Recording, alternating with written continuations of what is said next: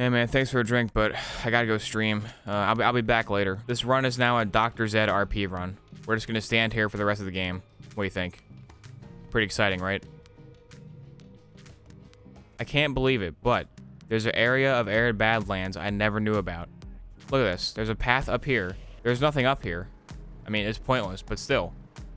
After all these years, there's an area in the Arid Badlands in Borderlands 1 I didn't know existed. That blows my mind because I've played this so many times. Man, I hope TK is okay. It's been a while since I talked to him. TK, are you okay? Yeah, he's good.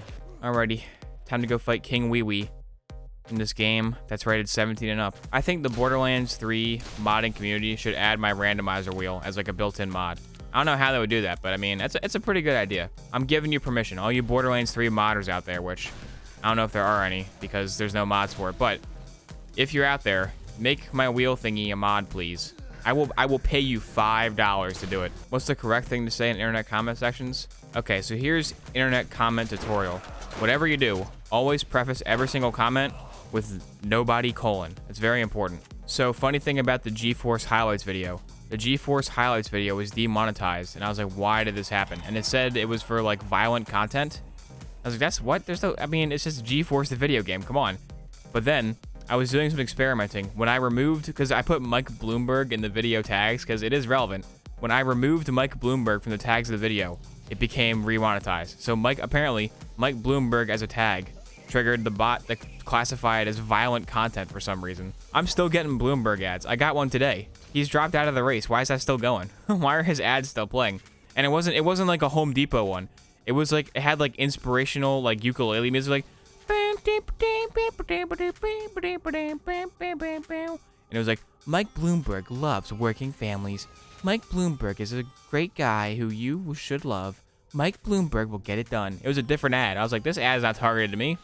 This ad is like targeted to my mom. We don't do politics in this chat much because, you know, it's the worst possible subject to discuss on the internet. But no matter what side you're on, we can all agree that dunking on Bloomberg is hilarious. Yeah, because I'm rich.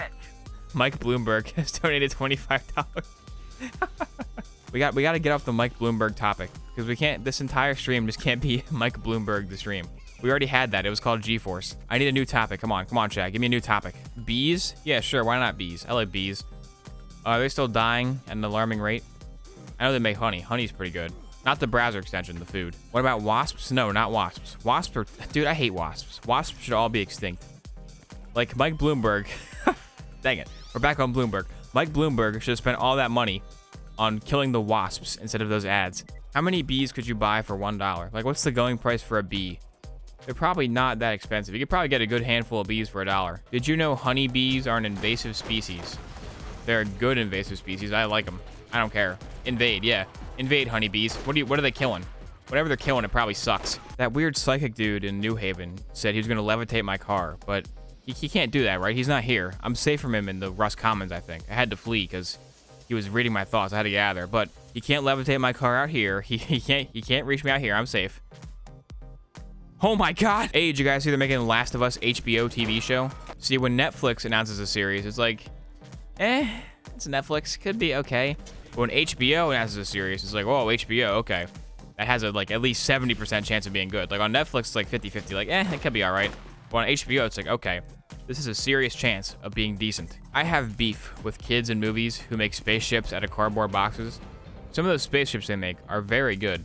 And there's no way a little kid made that himself. His parents definitely help, but they never show the parents helping. They always just show the kid with like a cardboard box. It's fully painted. It's got like 3D printed fins on it. Like the kid did not make that. Come on. Okay, here's a joke I found on Reddit a long time ago. It's one of my favorite jokes. I might have told it on stream already, but if I did, who cares? It's a good joke. So here we go. Once upon a time, there were 3 kingdoms, all bordering on the same lake. For centuries, these kingdoms had fought over an island in the middle of the lake. One day, they decided to have it out once and for all. The first kingdom was quite rich and sent an army of 25 knights, each with 3 squires. The night before the battle, the knights jousted and cavorted as their squires polished armor, cooked food, and sharpened weapons. The second kingdom was not so wealthy and sent only 10 knights, each with 2 squires. The night before the battle, the knights cavorted and sharpened their weapons as the squires polished armor and prepared dinner. The third kingdom was very poor, and only sent 1 elderly knight with his sole squire. The night before the battle, the knight sharpened his weapon while the squire, using a looped rope, slung a pot high over the fire to cook while he prepared his knight's armor. The next day, the battle began. All the knights of the first two kingdoms had cavorted a bit too much. One should never cavort while sharpening weapons after all, and could not fight. The squire of the third kingdom could not rouse the elderly knight in time for combat. So, in the absence of the knights, the squires fought. The battle raged well into the late hours, but when the dust finally settled, a solitary figure limped from the carnage. The lone squire from the third kingdom dragged himself away, beaten, bloodied, but victorious. And it just goes to prove, the squire of the hypotenuse is equal to the sum of the squires of the other two sides.